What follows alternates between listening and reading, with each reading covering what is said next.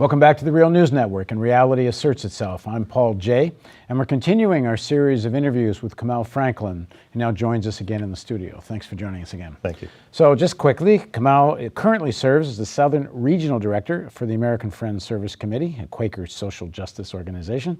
He was previously a leading member of the Malcolm X grassroots movement. So why was Malcolm such a transformative figure for you and countless others?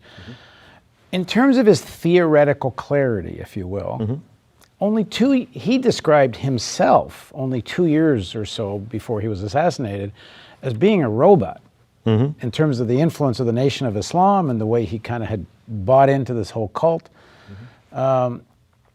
He was still grappling with many questions about what to do next, the relationship of the African American movement to the overall movement, strategy, tactics. It wasn't that he, had this clear vision of what to do next, where to go. On the other hand, he's a completely inspiring, transformative figure for you and many others. Why? I think some of it is what you just said. It's that Malcolm openly was willing to change. Malcolm was openly willing to confront things that he thought needed to be changed, not only about him, but general society. And he was a powerful dude. I mean, here's somebody who said what people were thinking but would not say, right? And he said it strongly, and he said it, as he would say, he made it plain. And I think that kind of thing, it wasn't sort of something for academia. It was for people who were working class and poor folks. And some of it was clear in terms of which way forward. And I think even as Malcolm in his last year and a half sort of battled with what next for himself, partly he wanted to stay within the nation, and that was part of his battle, was to create a strong Black-led organization that can advocate on behalf of Black people. And I think that, with some clarity, was something that Malcolm sort of gave all of us. And rhetorically speaking, so a lot of times I tell people I want to hear their rhetoric these days, because unless you can do it better than Malcolm, there's no reason for you to talk about it. Now it's about doing, right?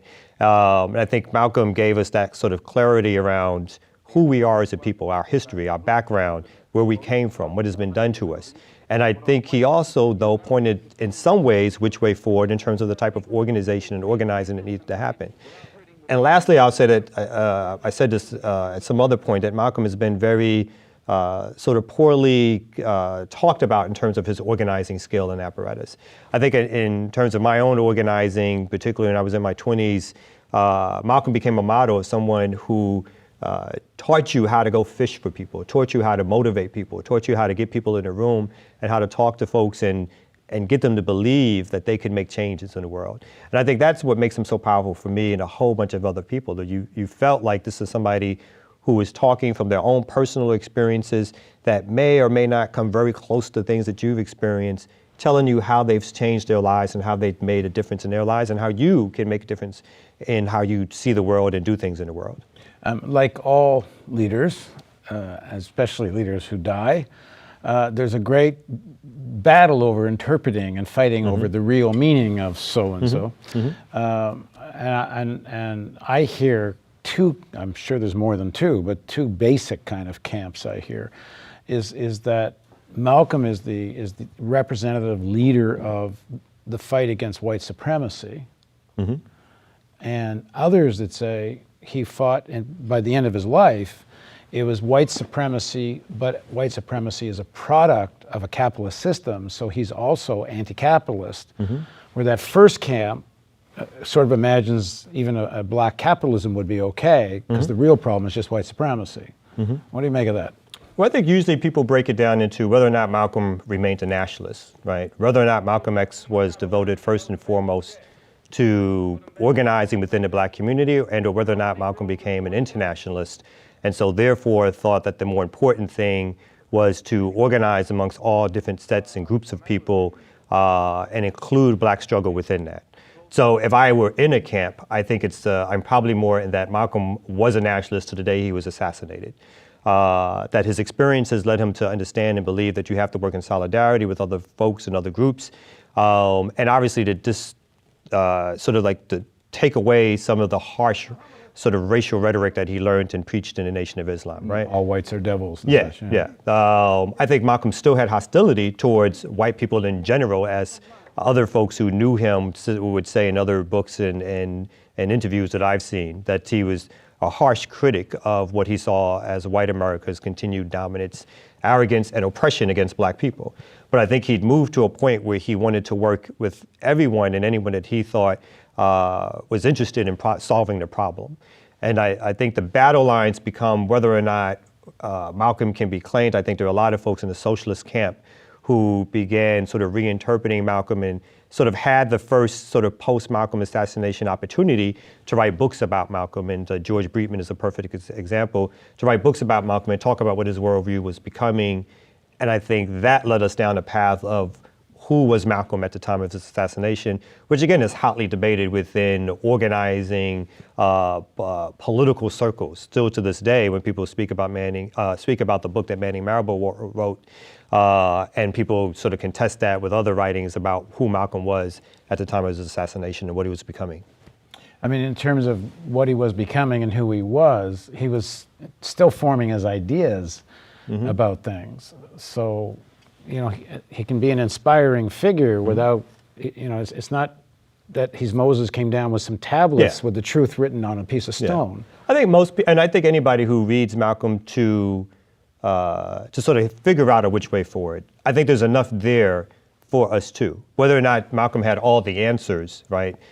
Sometimes I think that's a straw man built by folks who are trying to knock him down. I personally don't think Malcolm had all the answers. I think he was trying to figure it out as he went.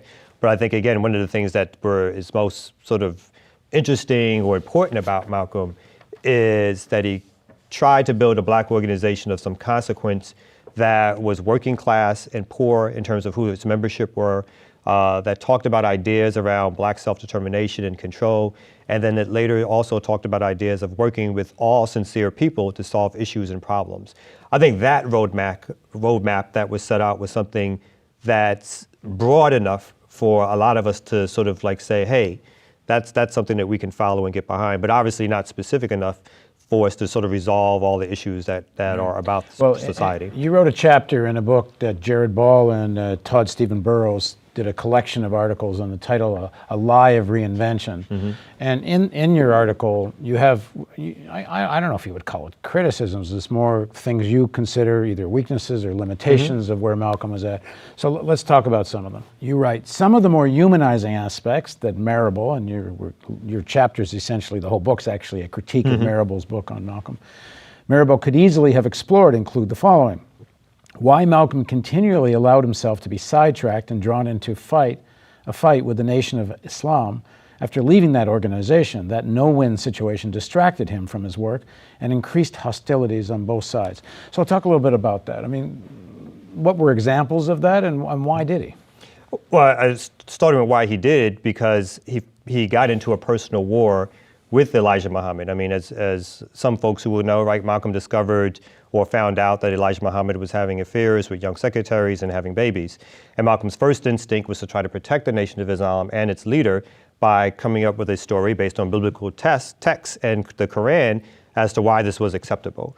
But once it was found out within the nation that Malcolm was talking about this, trying to figure out plans to sort of, in some ways, cover it up, to be honest, that it was looked upon as none of Malcolm's business. And particularly for those who were looking for a way to either punish Malcolm or move him out the nation anyway, because they felt he was trying to take the nation in a direction that they did not want the nation to be taken into. And what I mean by that is that Malcolm wanted to take the nation to be on the front lines of black struggle, as opposed to being sort of a prototype capitalist organization in which some of the money sort of went up to the top, but what happens with it, who knows? People benefited from it, people got big houses.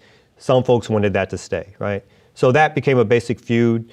And that feud was exacerbated, obviously, by government infiltration and the FBI, which they take credit for the split between Malcolm and Elijah Muhammad of helping keep it going. They put some fuel on the fire, but there was stuff there. No, there was real stuff there. And I think part of what the distraction that it became for Malcolm is that instead of building the organization that he wanted to build, he got into this back and forth with this powerful organization where he had little resources to sort of defeat it and or to protect himself. Well, it's also, is it not, I mean, it's hard, I can't, me sitting here psychoanalyzing Malcolm X, but I host the show, so I will. Part of his own separation, it's not that much time since he thinks Elijah Muhammad has a phone to God. I mean, is God's representative on earth. So unpacking that relationship from him is not an easy thing when you're so far into it. Not at all. But again, by being stuck in it, by engaging in it to the degree in which he did, I don't think he started it, but I think because of Malcolm's personality, he was willing to sort of end it, right? He was willing to go blow for blow. And he was not willing necessarily, even if one day he might have decided he wasn't going to pursue this sort of fight or struggle anymore, the next day he was back into it. And I think obviously the nation did things to prod and to keep it going. The Nation of Islam, called Malcolm's home and threatened his wife and threatened his family with death.